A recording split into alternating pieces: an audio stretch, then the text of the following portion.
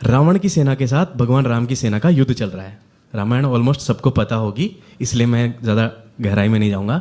युद्ध चल रहा है और बजरंगबली जो हैं वो रावण के एक सैनिक के साथ में लड़ रहे हैं। अचानक बजरंगबली जब अपनी गदा चलाते हैं तो वो सैनिक कुछ ऐसा बोल देता है कि बजरंगबली रुक जाते हैं। पास में खड़े लक्ष्मण जो हैं वो ये सब देख रहे थे। उनको लगा कि अगर हनुमान उस पर वार नहीं करेंगे तो वो हनुमान पर वार कर देगा। तो लक्ष्मण जी भागकर आए और उस राक्षस पर तीर चलाने लगे। तो बजरंगबली जो है वो उसके सामने आकर खड़े हो गए और कहने लगे कि नहीं नहीं लक्ष्मण भैया, ये मैं आपको नहीं करने दूंगा। इस पर आप ब्रह्मास्त्र भी चलाएंगे तो भी मैं इसके सामने आकर खड़ा हो जाऊंगा। मैं इस पर वार नहीं करने दूंगा। लक्ष्मण जी का जो स्वभाव था सबको पता है, वो क्रोध वाला था। तो वो क्रोधित हो गए। अब बात आती है युद्ध के बाद की। शाम को शिविर लगा हुआ है, एक शिला पर प्रभु श्री राम बैठे हुए हैं। लक्ष्मण जी आगे आगे चल रहे हैं, मूवमेंट देखना। लक्ष्मण जी आगे आगे चल रहे हैं और पीछे पीछे हनुमान चल रहे हैं। अब मेरी कविता शुरू होती है कि क्या कैप्चर हुआ है।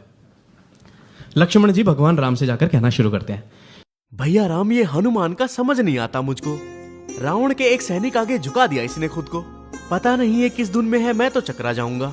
पता नहीं ये किस धुन में है, मैं तो चकरा जाऊंगा। कहता है उसकी रक्षा खातिर ब्रह्मास्त्र से टकरा जाऊंगा।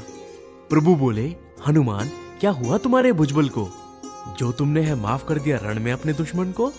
प्रभु बोले, हनुमान क्या हुआ तुम्हारे भुजबल को, जो तुमने है माफ कर दिया रण में अपने दुश्मन को। हनुमान बोले, प्रभु मैंने जब उस पर प्रहार किया उसके मुंह से डर के मारे हे राम था निकल गया। उसके मुंह से डर के मारे हे राम था निकल गया। और राम नाम के आगे तो मैं खुद की ना सुन पाता हूँ। कोई भी हो सामने मेरे नतमस्तक हो जाता हूँ। फिर कैसे भला मैं करता वध पास खड़े उस दानव का, जो कि डर में भी लेता था नाम मेरे इस राघव का।